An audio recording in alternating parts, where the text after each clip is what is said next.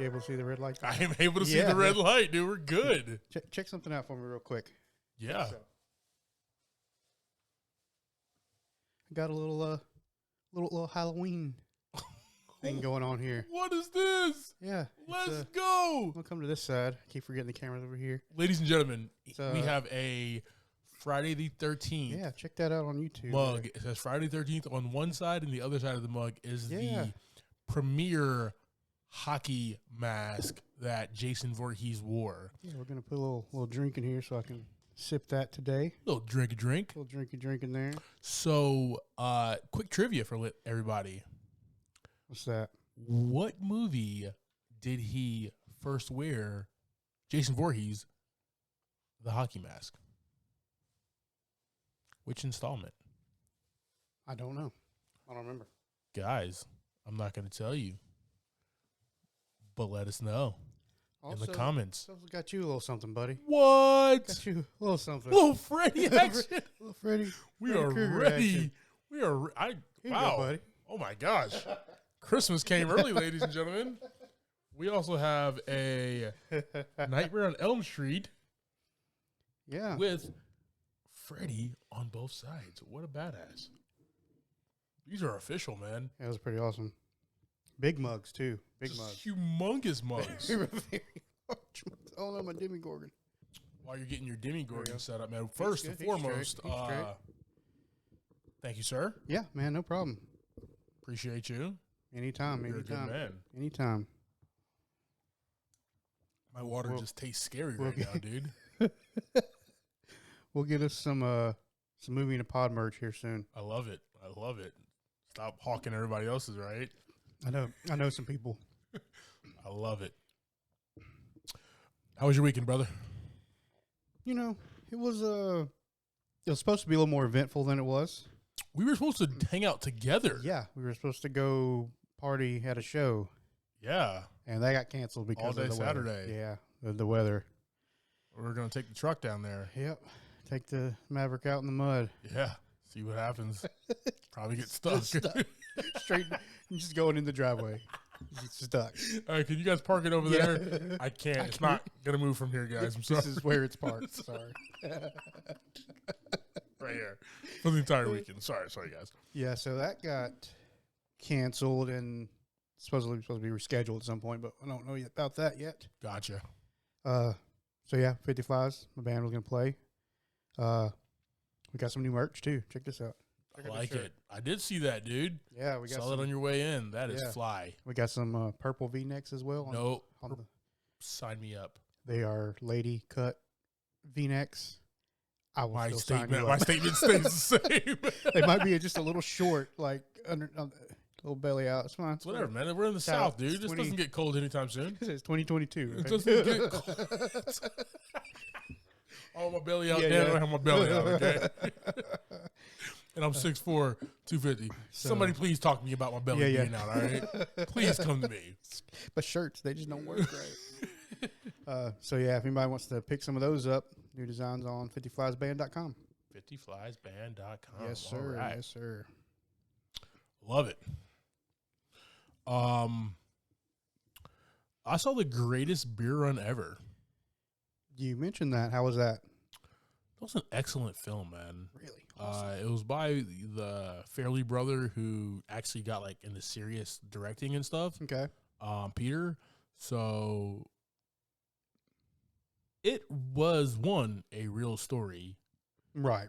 And then two, like, yeah, it was really funny, but then it got like heart wrenching because, you know, it's about Vietnam War. So yeah, that was the war that we probably should have never been in. And people like protested against it and everything. Right. And it's weird because like he I'm not going to spoil it, but he went over there just to kind of support his buddies who are like in the military, in the war, kind of doing that. And a lot of them were like thankful. Oh man, thanks for the beer. But a lot of them are like, Chicky, why the hell are you over here, man? There's bullets grazing our ass every 3 minutes. Like, why the hell are you over here? And he sees an account firsthand. I feel like the fair question, though. Yeah. Very fair question. Why the hell are you over here, bro? Take your ass back to the Bronx. But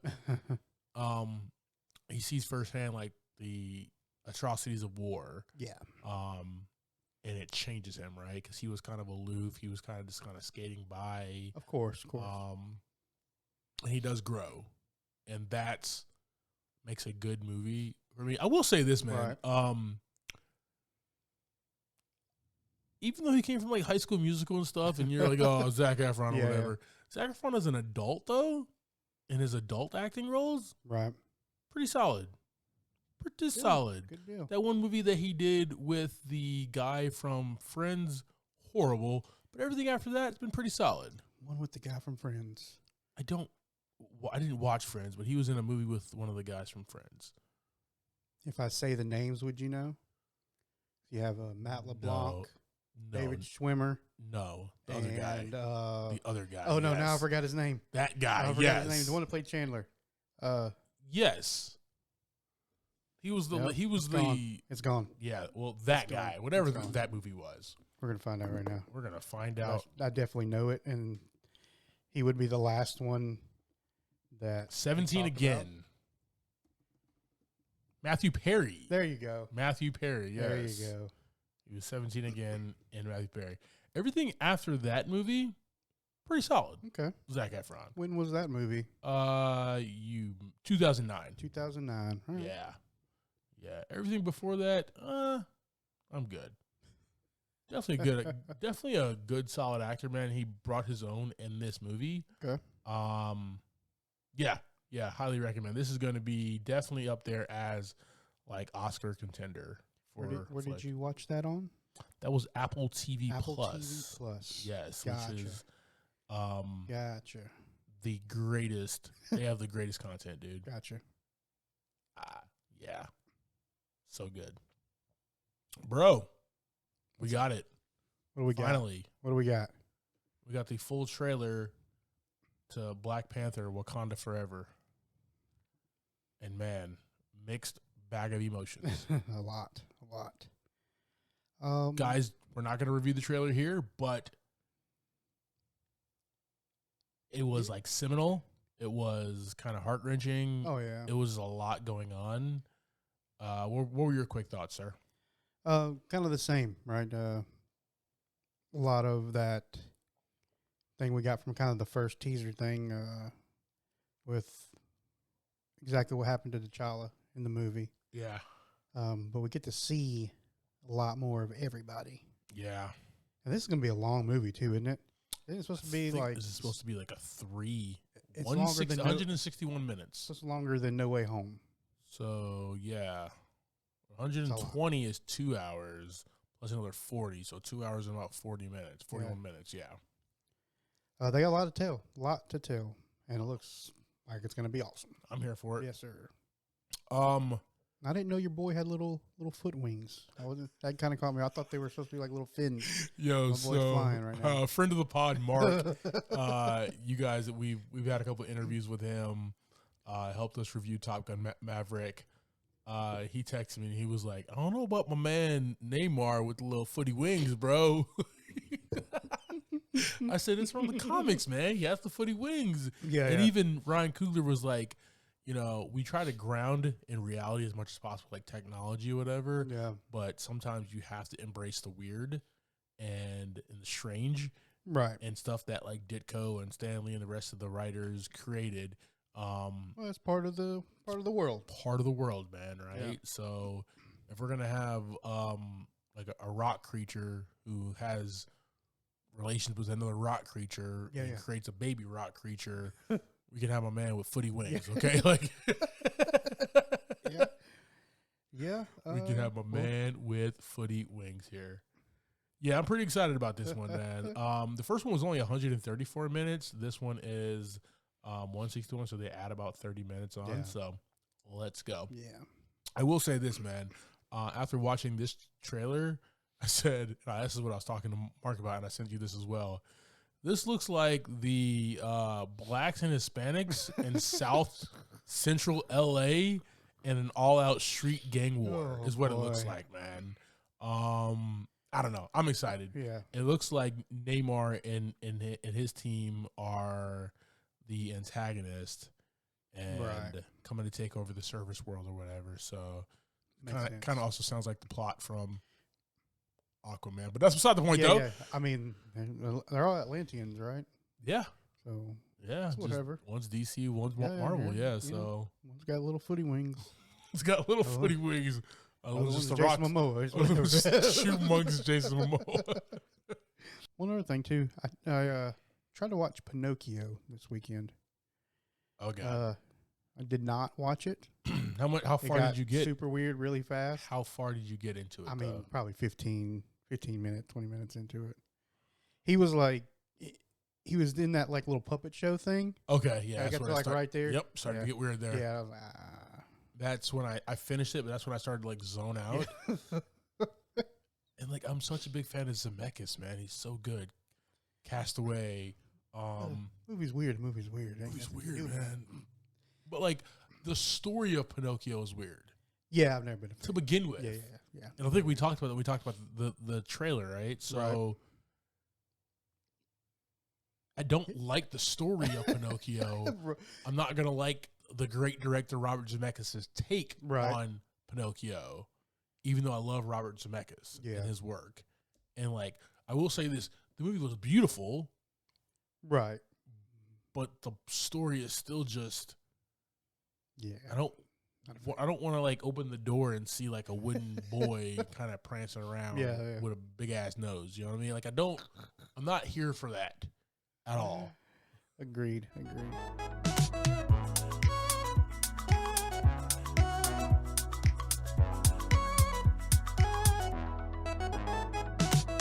Welcome to this week's episode of Movie in a Pod. I am Clyde Smith. And I am Javier Villalobos. In this week's episode, we are discussing the trailers for Bromates, Tar, Episode 7 of She-Hulk, and our Movie of the Week, Ava.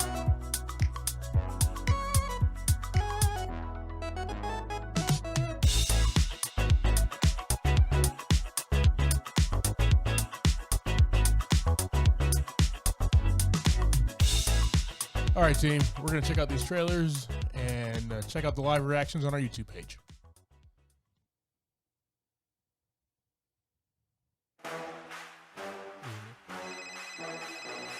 Hey, Jonesy, what's up, man? Look, Charlotte broke up with me. It's over a stupid misunderstanding. Oh, hey, baby, you home? You know, I just told Sadie I would help her with this photo. Sadie! Oh, you're cheating on me with the weird puppet guy from next door? But it's more of an emotional affair. Except for the sex. Yeah, that's very sweaty and physical. Oh, no. Snoop I'm Dogg. saying we should do this breakup thing together. You want to be roommates? Roommates. Unless you're happy living where you already are. I'll be right next door. Hey! Wow. Welcome, roommate! Hey! That dude's The best way to get through a breakup is to push all that down and pump in fun stuff. Ooh, like freaky deaky sex stuff?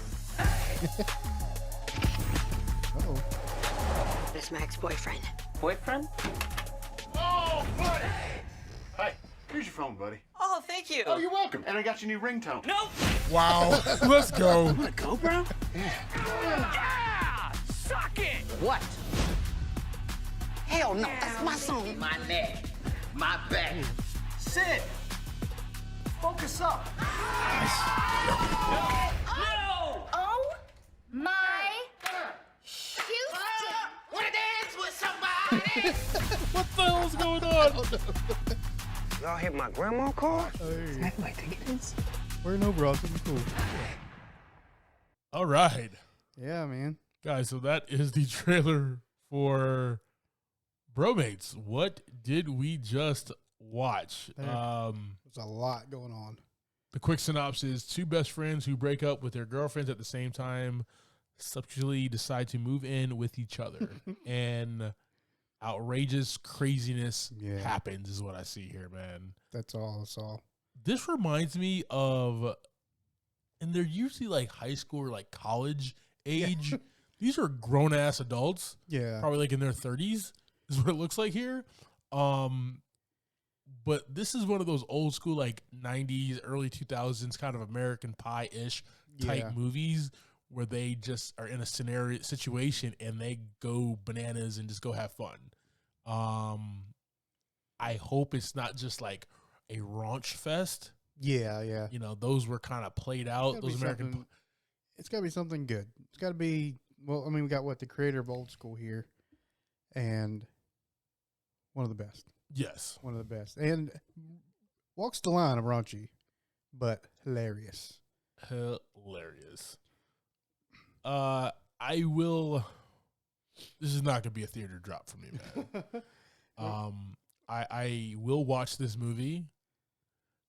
This looks like one of those. Oh, it's on Hulu. Yeah. Let's check it out. I remember talking about this one. It's on. Right. Yeah, we talked about this a few months ago. Cool. It's actually probably going to be like a drop same day on a streaming platform or something. I don't know.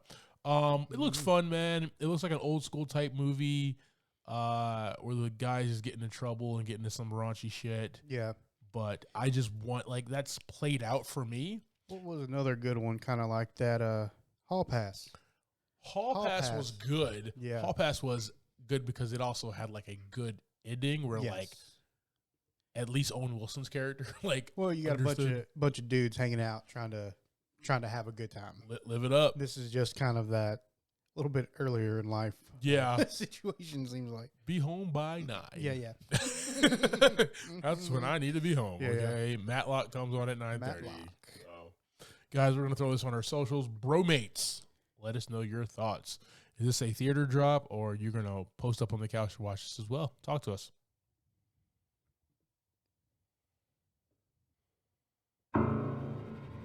If you're here, then you already know who she is. Lydia Tarr is many things. As a conductor, Tarr began her career with the Cleveland Orchestra, Chicago Symphony Orchestra, the Boston Symphony Orchestra, until she had last arrived here at our own New York Philharmonic. Just took over. In 2013, Berlin elected Tarr as its principal conductor, and she's remained there ever since. Lydia Tarr has also written music for the stage and screen. She is one of only 15 EGOTs, meaning those who have won all 4 major entertainment awards. Thank you for joining us, Maestro. Thank you.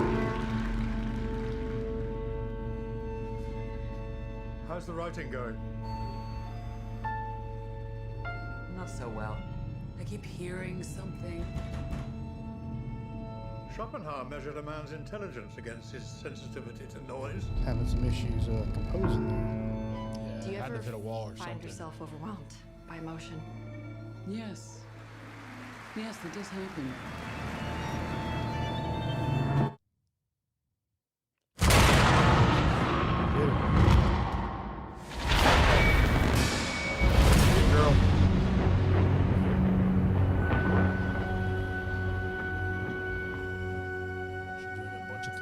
Yes. We have a problem. Very active. Very active. I received another weird email. There's no reason to get caught up in any intrigue. I'm worried.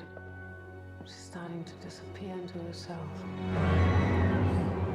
You want to dance the mask? You must service the composer. You gotta supplement yourself. Your ego and yes, your identity. Okay. You must in fact stand in front of the public and God and obliterate yourself.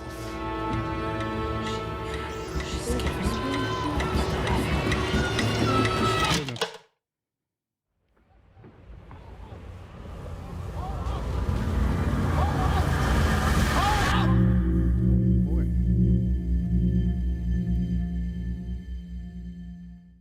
All right. Yeah.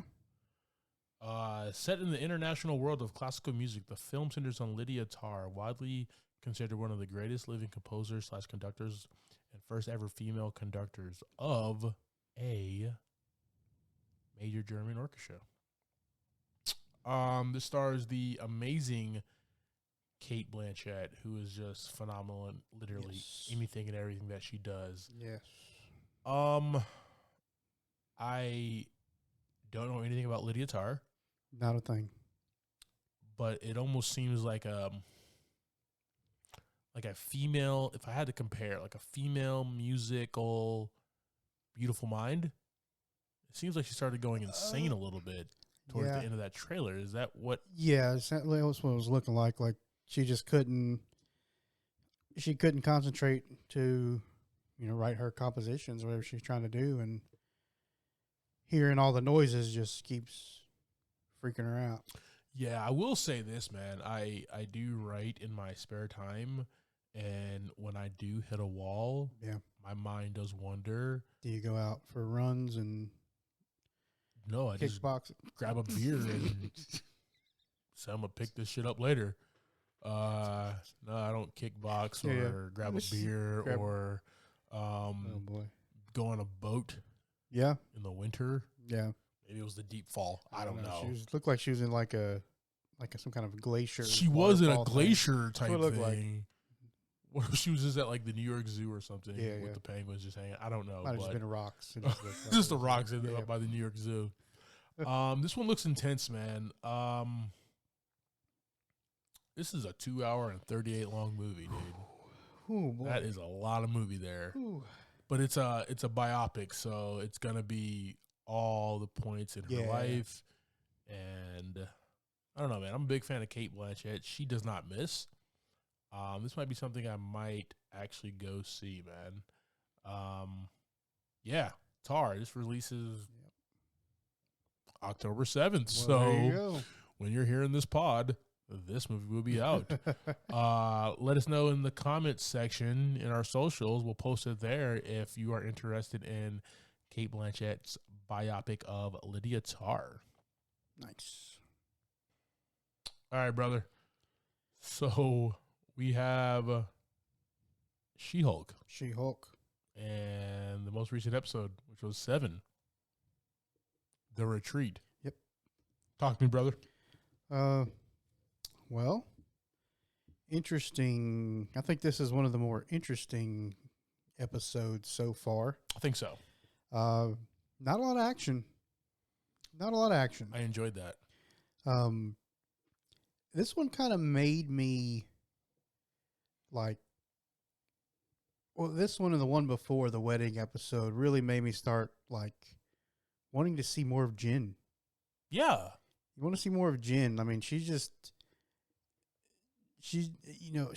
isn't like the regular Hulk. Yeah. So it's not like you're seeing somebody else. You're still seeing Jen, but she's just green for the most part. You have Tatiana Maslany, who is like a fantastic actor. Yeah. She's awesome. She holds her own. She's funny. She's witty. Oh, she's sharp. She's just great when she's on screen. Mm-hmm. Looks amazing and everything. She's definitely fantastic. And you as a viewer, me as a viewer, I am wanting more of her than I am She-Hulk. But at the same exact time, I know now that there's these weird, fringe people around her. And like the only way that she can actually be safe and prepared is if she's She-Hulk, right? That's like her fallback. But this story basically was like, you are Jen, and then you have She-Hulk as a shield, but you need to be more of Jen. Yeah, I think we're taking a turn too in this episode to the big villain fight scenario. Yeah. But aside from that, I really enjoyed like these other characters, like just that kind of grounding I don't necessarily say mutants, but the superheroes, superpowered people. They're just sitting in a circle talking, right? It's sharing feelings, arguing with each other, appreciating each other. Yeah. And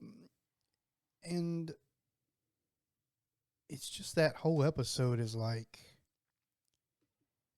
everybody just needs to accept themselves. It's like a story, like almost like a TED Talk kind of thing. Yeah.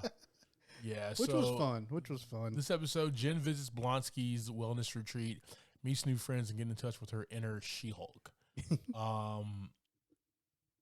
And the cast of characters are just great, man. Yeah. We get the porcupine character. We get the man bull. Mm-hmm. We get the matador type guy. We get what about the vampire guy? Like that was weird too. I don't know where the heck he is in the thing, but just a fun time, man. And I am here for good writing. I am here for exposition. I'm here for character development. Yeah. Right? I don't need, like, Falcon and Winter Soldier was able to balance the two very, very well. Mm-hmm. Give us the action, give us the character development for both of those characters, even the new Captain America guy or whatever. So it was able to give us all of that. This one, it's more focusing on like just Jen and her as a character and less of the action. But like we're still here for it. You know what I mean? And still enjoying it because Marvel is trying to do a lot of different things. Yeah. With these titles and these characters, and We- for me, it's working. You just get random characters and make them fit. Yeah. And that's what this episode was. I mean, other than Blonsky, we hadn't met any of the other ones before. We have not. They were just there. And they could just be throwaway, which we never see again. Yeah, exactly. You know what I mean? Or we'll see again in 10 years. Just random. Who knows? Yes. She might just be walking, man, boy, hey, what's up, guy? But yeah, it was a good time. But we're also, like you said, we're also getting to kind of who the main villain of the organization that she's going to have to take on or whatever. Yeah, and I believe you called your boy. Called that shit. Called that. Damn, Josh. Yeah. Got to be named Josh. He was too nice, man. Too nice of a guy. Nice. I knew it, man. He was just like, he we kind of like Jen more than She-Hulk. Like, you were just, bro, it was too thick, man. It was too thick, come bro. on, man. And her drunk ass couldn't tell the difference. Yep. So. Yeah, he did his thing, though. He laid it See down. right through that shit. All right, team. Are you still watching She-Hulk? Are you excited for the next? I think we only got 2 more episodes left, so 8 and 9. Are you guys still watching? Are you tired of this? Do you want a second season of She-Hulk? I know you ask you guys every week that, but is it up or is it going down for you? Please let us know. All right. Clyde, did you catch Hocus Pocus this weekend? Hey, man. I definitely caught Hocus Yeah? Pocus, dude. Okay, so this is what we did. Hocus Pocus dropped on Friday, right? Yes.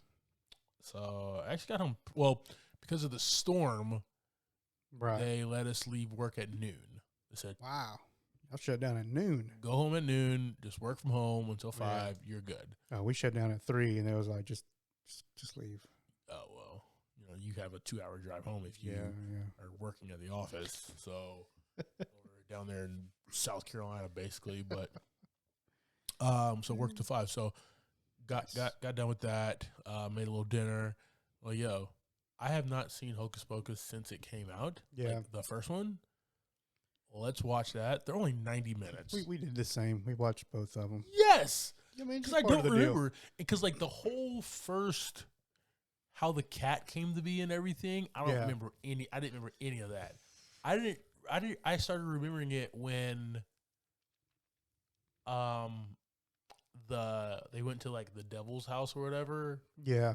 In the first movie, and I was like, okay, this is where my mind, my 90s child mind connects with this movie here. Everything before that, I don't remember. Like him getting bullied for his Nikes and stuff like that, him playing the drums, his sister scaring him. I didn't remember none of that. So I'm like watching it for the first time. But then when I saw the guy who's dressed as Satan, I was like, here it is. Yeah, here we go. Here's the movie. So definitely watch that. And I was thinking like we were going to watch the second one like on Saturday, the next day. Right into it. And she's like, "No, man, come on, let's do this shit." He said, "You got other places to be? Where are you going?" There's a hurricane outside. Yeah, me and Christina sat down and watched both of them as well. Same thing. We were just posted up some popcorn and caught both of them. What did you think, sir? I liked the first one a little better. Same. The second one was good. I feel like I appreciated the first one's ending a lot more.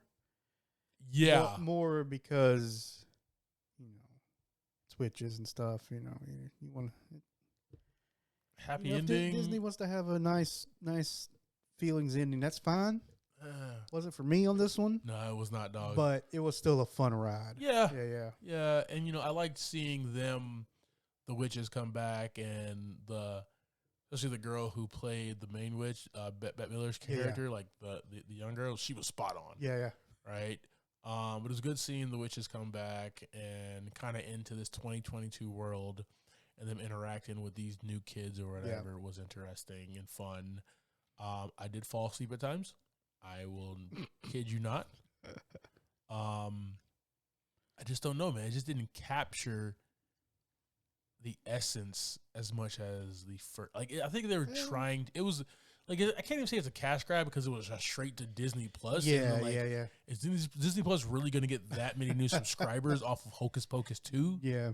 The Witches Are Back or whatever it's called, you know? I don't know, but Yeah, I mean, it was fun, but, you know, the first one's still better for me. Yeah, the first one was just fantastic. Who's your favorite character from the first one? It's got to be Bette Midler's character, man. She just holds down the entire movie, man. Yeah. She's just... I was a fan of Danny, the little girl. She was... Oh, she was Thora Birch. Yeah. She was, for me, one of the key components of that movie. Being funny. But yeah, she's my favorite from the first one. She is... She was good. I see that 90s like cheesy acting. Oh yeah. 100%. Especially when 100%. I forgot all the characters' names, so I apologize. But like the brother and the girl, when they first are talking outside or whatever, Max and whatever the girl's name is, when they're talking, I'm just like, dude, this is so 90s cheese right here, all man. Day. And we were locked into this, bro, back in the 90s. Yeah. These are how these kids acted, man. Checking out this dude's room with his drum set and stuff in it. You just got drum set, bro? Yeah. You just got like the whole second level house. The whole second, this is yours, right? I did like, I forgot about that. The parents dance the night away. Like, I do remember the number that the witches do. Right. But I don't remember that the parents dance the entire night away. Right. Like, I remember them coming out at the end. Yeah. And they were like, "Oh man, this place is crazy. This crazy party." But like when Danny and Max and the girl get back to their place, they're like, "Oh yeah, it looks like mom and dad are still not home." I looked at it, I was like,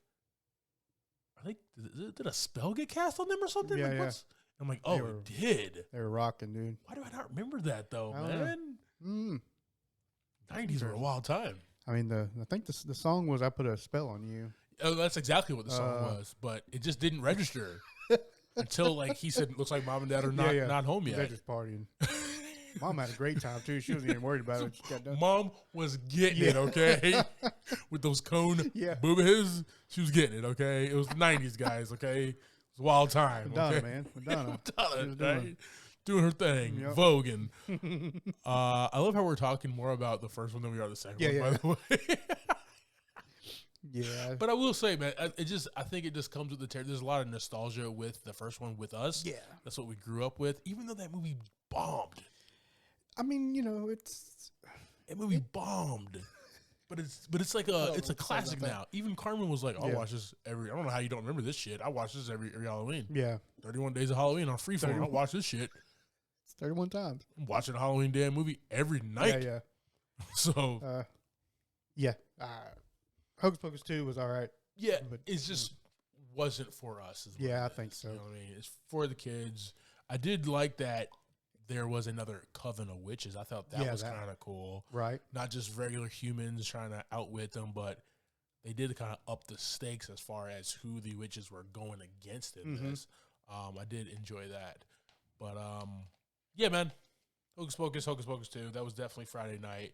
And enjoyable. Everybody on social media was like, got the popcorn and the snacks, posted up with the kids, Disney Plus night, Hocus Pocus, Bette Midler's back.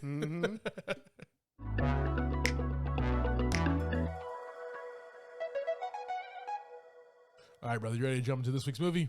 Yeah, man, let's handle business. All right, we are rocking with the Jessica Chastain-led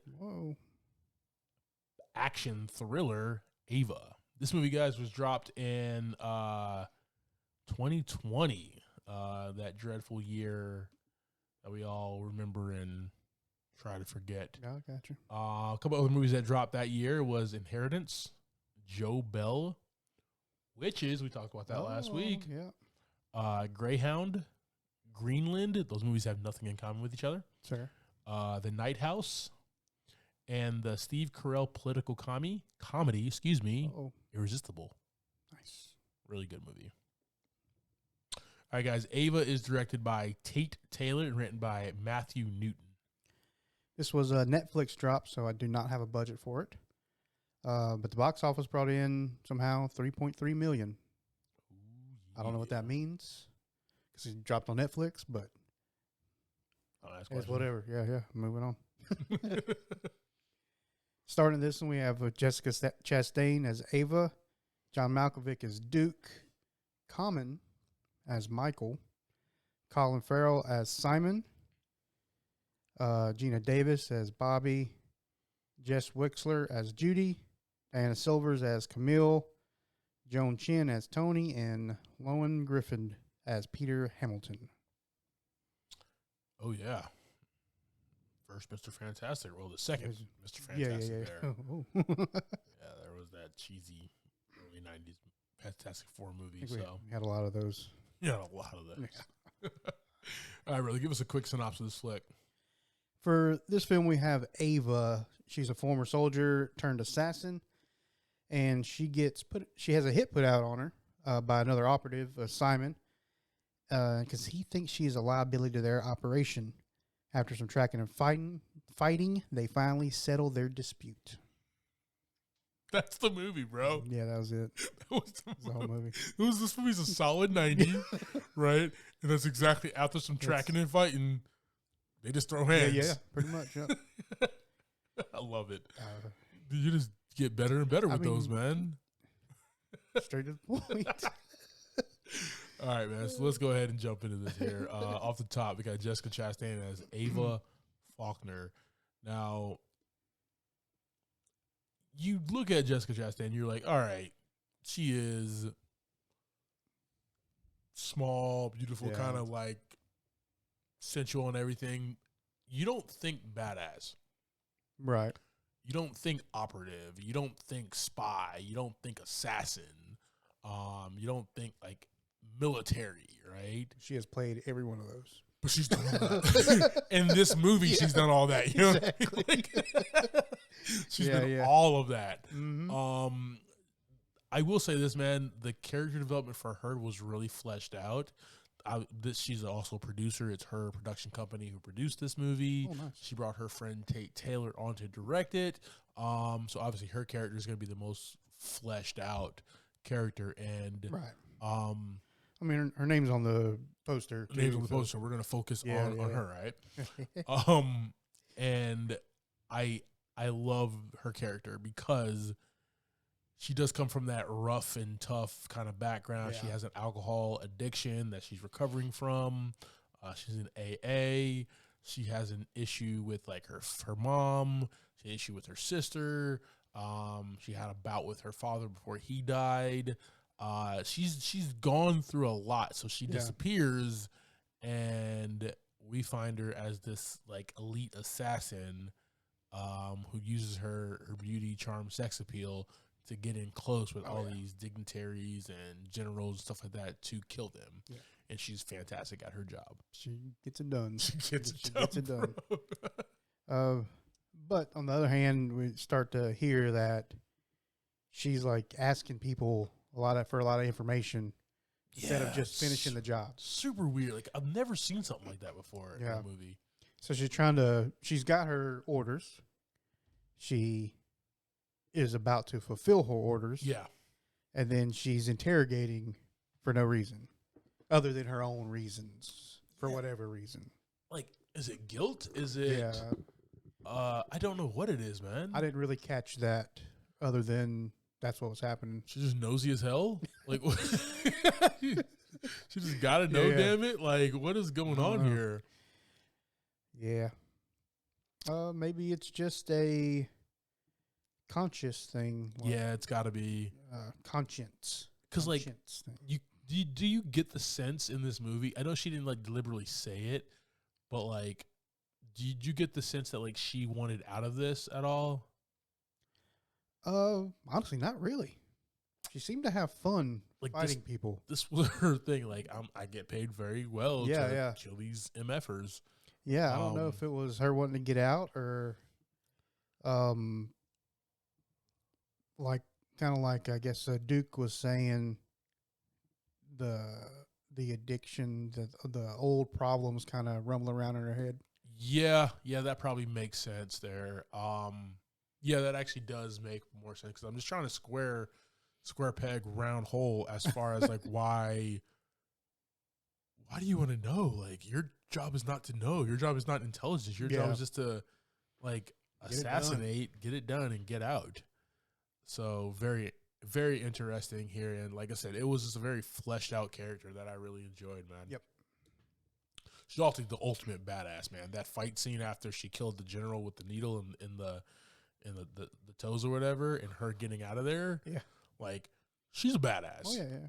Okay. Takes down like 4 guys in that damn room. Right. She's like the helpless woman for a second. Yeah. And then she like gets out. Such a good card. Oh, dude. Such a good card. I could never do that. Yeah. Oh, save me. Save me. Yeah, you're going to get beat down. I was going to whoop my ass. I mean, the first ever. I didn't even do nothing. I was trying to go to the end of the damn hallway to get ice. Literally needed help. just holding a bucket of ice just in my robe, just trying to get back to my room, guys. That's it. And I just catch an ass whooping. Like, get down on the ground. Exactly. I do also like her. She has great hand-to-hand fighting skills, but when she finally got out of the hotel and she was hitting those corners and like shooting those guys, man, just the accuracy, and she's had had that gun training, gunfighting training and stuff like that, right? And it just shows. It looks badass on film. So, all right, man, let's jump over here to John Malkovich, the legendary John Malkovich, man, Duke. Her handler. Talk to me. Yeah, he comes out kind of like the father figure for her here. Confronting her about all this stuff and talking about, like I said, I was wondering if her addictions were coming back. If the addictions were now messing with her judgment. Yep. Was she drinking again? Was she doing this, that, or the other? But he seems to genuinely care for her, which you would think somebody in that position is like, I take care of you, your handler, but after that, it's whatever. It's you're more just an asset to me, and I think that's the difference. Like, we've seen, like, the protege. Yeah, there was there was a Netflix drop. I forgot the name of it, but it had Woody Harrelson as the handler. Mm-hmm. It took place in Japan or China or somewhere, and like, he was an asshole handler. Yeah. Who like tried to get her out, but like eventually like undercut her, because at the end of the day, she's money to him. Right. But you can tell that like Duke in John Malkovich's weird monotone way that he did care, right? And not maybe when he was talking to her, but the way that he was talking to Simon about her. Yep. That's how you can tell that he cared. He was like, yo, man, she's mine. Like, let me handle this, yo. We don't need to eliminate her. Yeah, he still kept that kind of wall up when he talked to her. Yeah. Kind of that stern wall. But yeah, he let it out a little bit with Simon.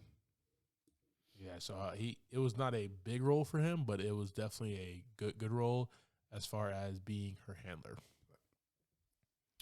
All right, we got Common as Michael, Ava's ex-fiance, and Judy, her sister's fiance. First and foremost, Boston's a big-ass city, man, okay? Right. Boston's a big-ass city. Whiskey Tango Foxtrot, dude, okay? Let's just get past that for a second. You're with Ava. You get engaged to Ava. Yeah, she up and split. So you go to her sister. That's just super weird. Boston, man, I don't know what to tell you. I don't know what they do up there. I don't know what they do up there either, man. But Common, he is pretty cool. I do like that dinner scene where they're all just kind of getting back and like laughing, having a good time.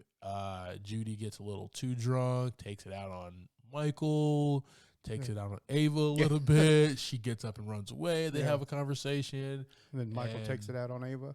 Takes it on Ava. There's a lot going on at this table, right? But like it emotions, starts really fun. You're like, all right, through all this shit that she's going through all these emotions that Ava's going through, like she's about to have some fun.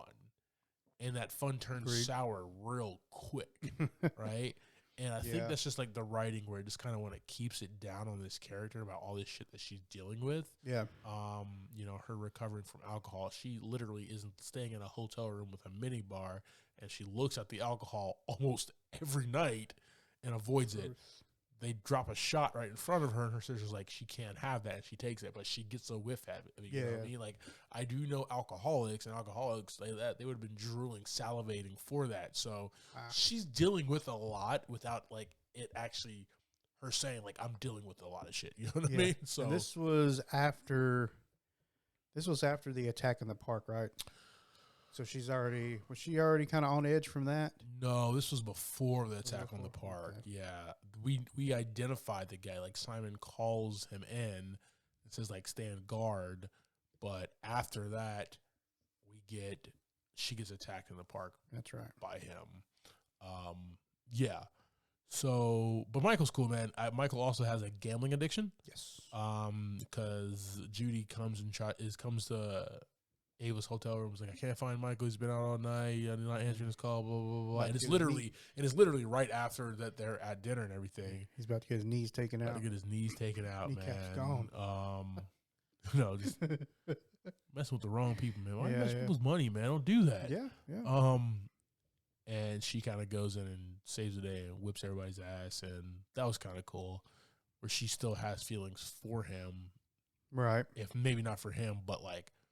For her sister, the situation, the family, and she, she's like Liam Neeson at this point, and having a certain set of skills. So and then what's messed up when she's just laying there taking punches and just like letting it all. Like she's like therapy with the lady, punching her in the face, letting it happen. Whatever. That's crazy. All right, let's jump over here to Colin Farrell as Simon. Simon is.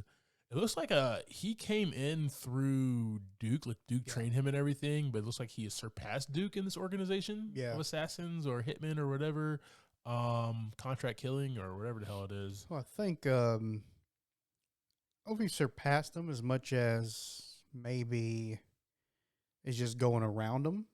Like, yes, possibility. Yeah. I think he mentions that Ava at some point. He brought me in or whatever, but I don't need him anymore. Yeah. Something like that. Yeah. Yeah, it was pretty nuts. But I love it because, he has his, like, natural accent in this that he uses, right? He looks like a badass, like all those clothes. He has a dope like, we spent a lot of time at his pad. Yeah. Right? Which is super dope. At his, kids, at his, like, baby son's christening or whatever. He was just he was fun in this movie. He's probably the most fun in this movie because he was just over the top at times. You know what I mean? Like he wanted to be serious, but you can tell like a little bit of his camp, a little bit of his camp. Like I enjoyed it, but a little bit was campy there. Too much. A little much. But I cause like, hey, Colin, I get your point, okay? He's making sure you get it, man. Yo, we all get your point, okay? You want Ava killed, okay? Because she keeps on asking people why I'm about to kill you. Like I get the whole thing, but like laying it on a little thick there, okay? You're like Josh from She-Hulk right here, okay? But he's like, and when they throw down at the end, he's this badass assassin as well, man. Like because like we've seen this Ava just handle people. All movie. Yeah. Him though. That was it. That was it. Good fight, man. We got Jess Wexler as Judy, Ava's sister, who is engaged to Michael. And a little beef. It's a little her and Ava just can't click. There's a couple things there, man. This is where good exposition is. Dad's dead. Mom's in the hospital. Ava was not there. Judy had to take care of everything. Right? Yep. Done. I'd be pissed off as well. Oh, yeah. Hell, like, so I'm somebody I know who's dealing with that. Yep. So, you know what I mean? Oh, yeah. And it's upsetting. So I get the beef. I get the stress and the strife and everything. But, like, you kind of have to put some things away and realize, like, your sister's going through some shit, man. At some point, it's just a little much. Yeah. At some point, you can brush it off a little bit, but especially when they start like dealing with their mom and stuff. Yeah, you gotta put just let it go for a minute. Yeah, let it go for a minute. You have to there. But I think that's why they put the kind of at the restaurant alcohol scene in and blamed it on the alcohol, literally. Sorry, Jamie Foxx. Another copyright. Damn it. He's coming for us.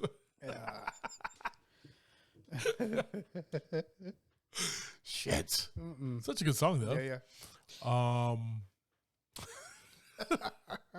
Anyway.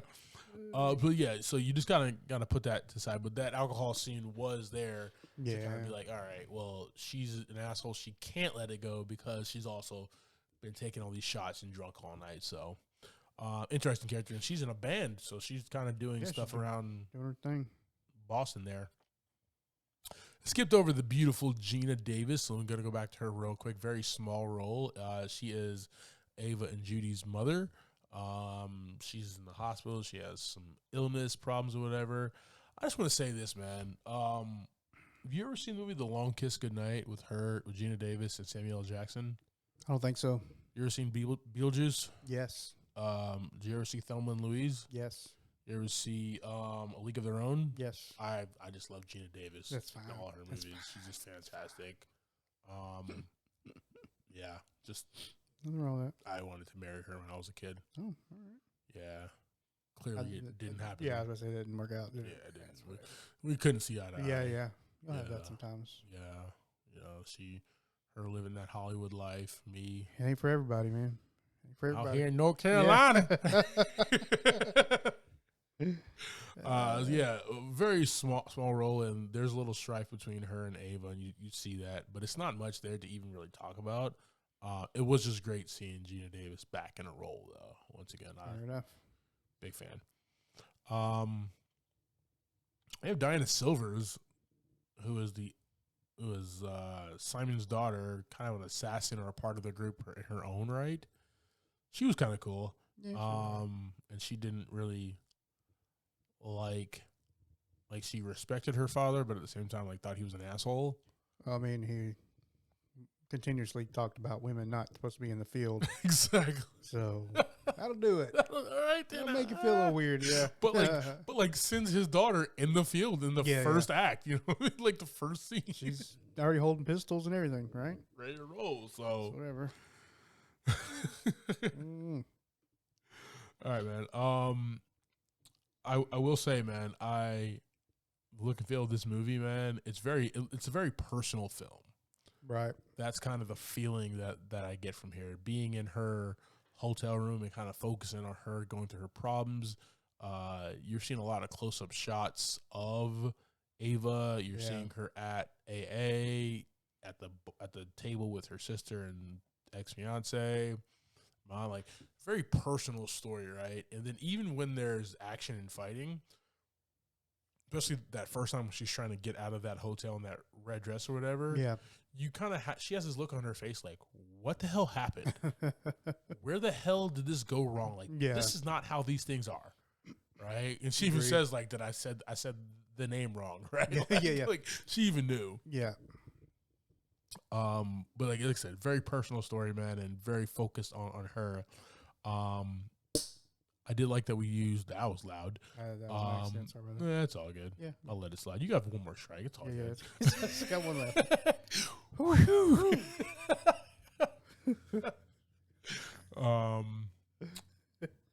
Yeah, you used parts of Boston, which was cool. My favorite was Simon's house. It was a really dope set. Yeah. And then hotel that she had to get out of. Like that whole sequence, man, Mm-hmm. from the hotel room to the elevator to getting out to like the corridors that she was getting. I thought that was just super badass, man. Right. And then how she kind of like ripped the piece off of her leg and made it a shawl, man. I just thought that was really cool, man. Some cool sets that we have here in a very fast-paced, moving movie, and I really enjoyed that.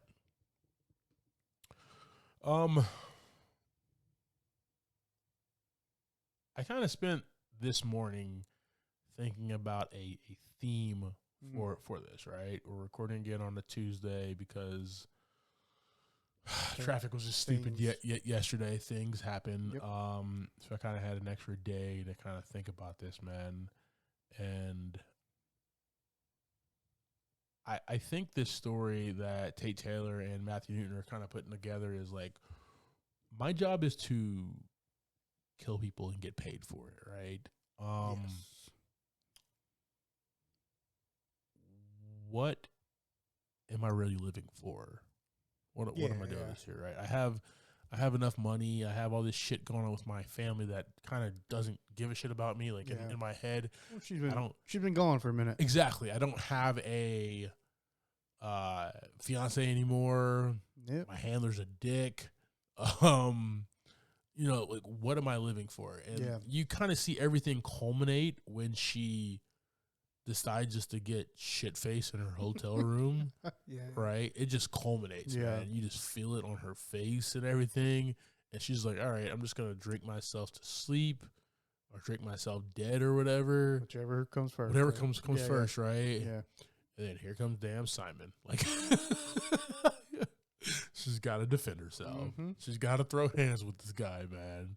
And I think that's exactly what she was, like, what this story was about. Yeah. Man. Like, what am I living for? I'm doing this killing, but what am I living for? And we were trying to find that story within her, and it's kind of a difficult find for her, man. Gotcha.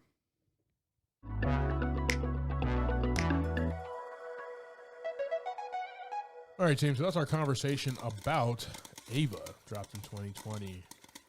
JV, is your first watch?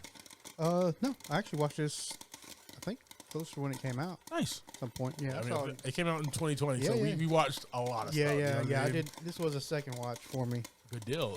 Give me your thoughts and ratings, brother. Yeah, I'm going to go for, I think this is going to get a 3 out of 5 buckets from me. It was a good time to watch. The fight scenes were fun. Jessica Chastain, Colin Farrell, they're all awesome. You know, I watched it a second time. Yeah. Because of the pod. I didn't really watch it again because I wanted to. I think it's a movie that it's going to be a one-hitter. You know, you watch it once and it's like, not really cool. that memorable, yeah. Yeah. I mean, I watched it, and when I watched it this time, it was a lot didn't stick in my head. But other than that, man, like I said, the fight scenes that they had were great.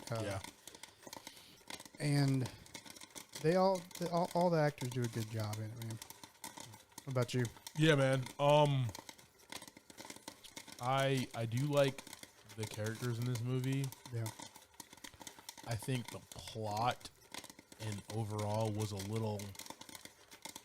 I see what they were trying to do, but it was a little thin. You know what I mean? Yeah. Even when I'm trying to talk about my theme, I was trying to grasp for things that really weren't there.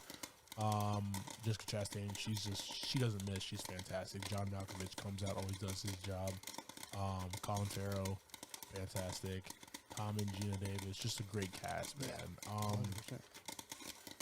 So, and I do like the fight scenes, and it gets 2 buckets of popcorn. And the reason why it gets that second one is I really enjoyed that, like, hotel getaway. Yeah. That was just like, it's just That's where it's at. it's so badass, man. Yeah. It's so well choreographed, man, and she was just awesome. Like, she takes my man's like flashbangs and everything. It was just so cool, man. And Tate Taylor is just a great director. Kind of put that together. So fantastic. Good deal. All right, team. Thank you for subscribing to this week's episode, Talking Through Ava.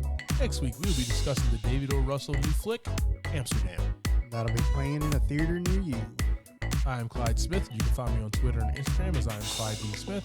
I'm Javier Villalobos. You can find me on Twitter and Instagram at Mr. J8200. Thanks, guys. Appreciate it.